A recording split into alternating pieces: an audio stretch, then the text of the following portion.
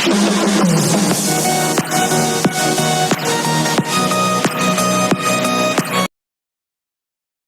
पुराना बंगला अकेला खड़ा था पहाड़ी पर। चारों तरफ अंधेरा, सन्नाटा। बरसों से कोई उसके पास जाने की हिम्मत नहीं करता था। लोग फुसफुसाते थे अजीबोगरीब घटनाओं के बारे में, अजीब आवाजें, बिना किसी के घर में जलती बुझती बत्तियां। वो जगह थी रहस्य से भरी और डर से। कुछ लोग कहते थे कि वहां भूत रहते हैं, उसके गुजरे हुए लोगों के। दूसरे कहते थे कि उस बंगले पर श्राप है। सच्चाई जो भी हो, पहाड़ी पर बना वो बंगला वैसे ही खड़ा रहा, एक डरावनी सी शख्सियत की तरह, नीचे बसे शहर को देखता हुआ। मैं तुम्हें चैलेंज करता हूं अंदर जाने की, नील ने कहा।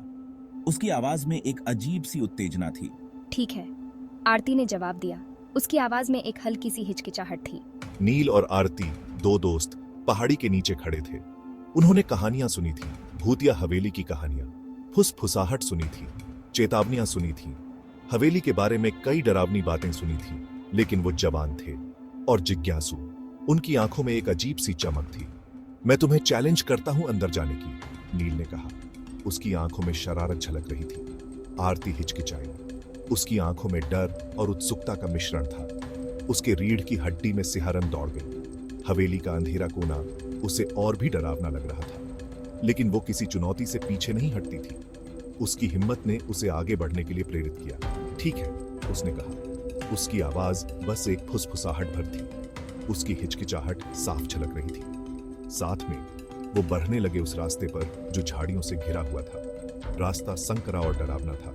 हर कदम के साथ बंगला और बड़ा दिखने लगा था और डरावना। जैसे जैसे अंधेरा बढ़ता गया, हवेली और भी भयानक लगने लगी और डरावना। हवा और ठंडी हो गई, भारी। वातावरण में एक अजीब सी खामोशी थी, मानो कोई अनदेखी ताकत उनकी हर हरकत पर नजर रखे हुए थी। हवेली के सन्नाटे में उनकी हर सांस गूंज रही थी। बंगले का दरवाजा चरमराता हुआ खुला, जैसे किसी पुराने रहस्य को उजागर करने के लिए, मानो उन्हें अंदर बुला रहा हो। एक अदृश्य शक्ति उन्हें खींच रही थी।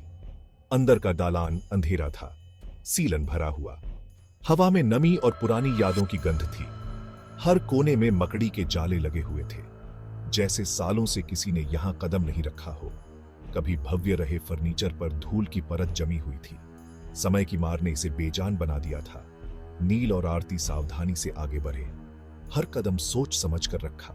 उनके कदमों की आवाज उस सन्नाटे में गूंज रही थी, जैसे हर दीवार उनकी उपस्थिति को महसूस कर रही हो। उन्होंने एक के बाद एक कई कमरे देखे। हर कमरे में एक अलग कहानी छुपी हुई थी, हर एक खाली, वीरान, जैसे किसी ने इन्हें भुला दिया हो। अचानक आई एक आवाज से वो चौंक गए। दिल की धड़कन तेज हो गई। अंधेरे में कहीं एक फर्श का तख्ता चरमराया था। फिर सन्नाटा, जैसे कुछ अनहोनी का संकेत हो। भारी, दम घोंटने वाला सन्नाटा। हर सांस भारी लग रही थी, मानो घर खुद अपनी सांसें रोक कर बैठा हो, इंतजार कर रहा हो किसी अनजान घटना का।